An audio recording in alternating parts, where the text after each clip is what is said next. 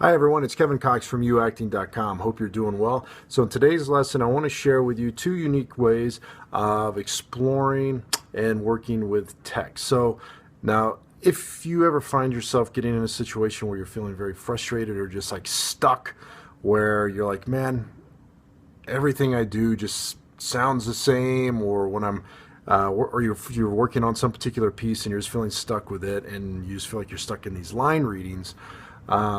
These little exercises are simple ways to kind of help you explore the text in new ways, but also break loose of those habitual patterns. So it's a very simple thing to do. All you're going to do is the first one is simply work through the text at different speeds. So as you work through it the first time, you might literally go through it like super fast. And so you just read it as fast as you can, changing up your speed. You may go through a few phases very fast. It might be one or two words. Just be very spontaneous with it. Don't try to pick and choose where you're going to do it. Let yourself react and respond to it, and you'll discover there'll be a lot of new meaning will come from some of the phrases, from some of the words. It's a very useful, powerful tool to do it. So now also the second way of doing this is to also be moving physically. When you're be up, so literally, as you're walking across the room, you can be walking with more purpose, or you could be just kind of lumping, going slow across. But same thing, changing up your vocal speed, but also physically. You could be running, doing jumping jacks, all these things. So now part of the reason this works is it's taking you out of your head. It breaks you away from the intellectual things that you've already made up about the script, and it allows you to discover the script and the ideas of it in a whole new way. So, and when you explore these things physically, even if the movements are huge and outlandish,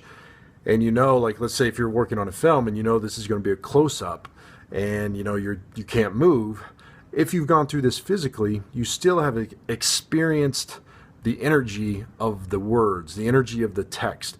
So when you do that, it's much easier to fill up your inner life with that knowledge.